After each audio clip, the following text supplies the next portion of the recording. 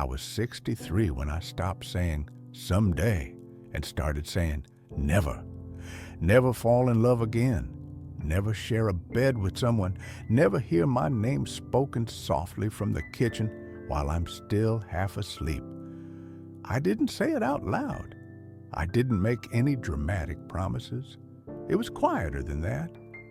Just an understanding that slowly settled inside me like dust. That part of my life felt finished. My name is Michael. I'm 63 years old. For most of my adult life, I was married to the same woman. We met when we were young enough to believe that love was a place you arrived at and stayed forever. Our marriage wasn't perfect. We argued about money, about time, about things that stop mattering when everything is over. But we had a life, a real one, morning routines, private jokes that didn't need explaining, comfortable silence. I truly believed we would grow older together, not because I was naive, but because it felt natural. Then her health began to fail. I won't go into details, not because it was dramatic, but because it was long. Long enough that you stop counting days and start counting appointments. Long enough that love changes its shape. It becomes quieter, heavier, more practical. You learn how to hold someone's hand without squeezing too hard. You learn how to sleep lightly. You learn how to stay strong without feeling brave. When she was gone, people said the things they thought would help. At least she's at peace now. At least you had many good years. At least you're still relatively young. But they didn't understand one thing. I didn't lose a chapter. I lost a future I had already memorized. After everything, life didn't collapse the way it does in movies. There was no breakdown, no single moment when everything shattered. Instead, life became thinner. The house was still there. The furniture stayed. Her favorite mug was still in the cabinet. But the air felt different. I ate because it was time to eat. Slept because night arrived. Woke up because morning came. For me, grief wasn't loud. It was quiet, constant, patient. Somewhere during that first year, I made a decision, quietly, without courage. I decided that this was it, not in despair, not in anger, just realistically. I told myself, I already had love. Romance belonged to an earlier version of me. The rest of life would be maintenance. And I was okay with that. Or at least, I convinced myself I was. I wasn't looking for love.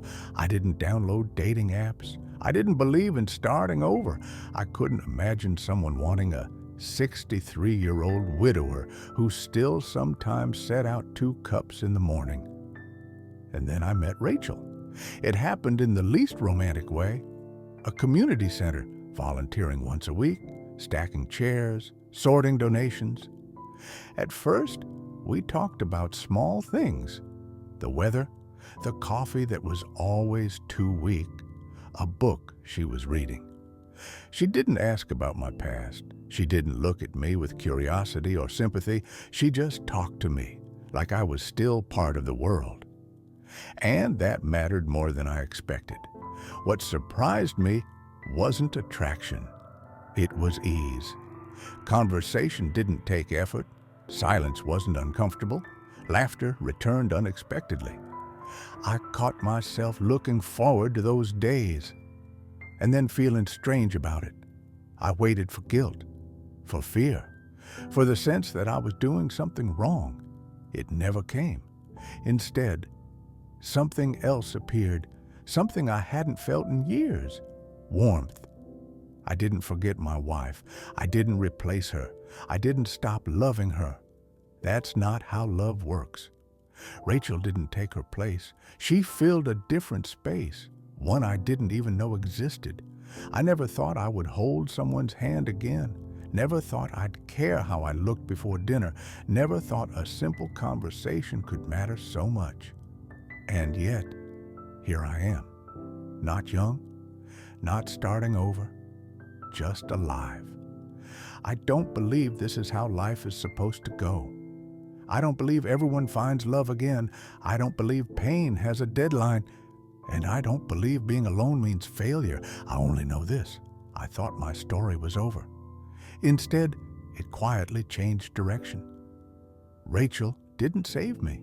She didn't fix me. She didn't erase my past. She simply reminded me that my heart hadn't retired yet, that it still had room for closeness, for care, for shared silence. If you're watching this and thinking, that won't happen to me, I understand. I thought the same. Sometimes life doesn't ask for hope, or faith, or courage to try again. Sometimes it only asks you to stay open, quietly, without expectations, just a little longer than you planned. That's all I did. And somehow, it was enough.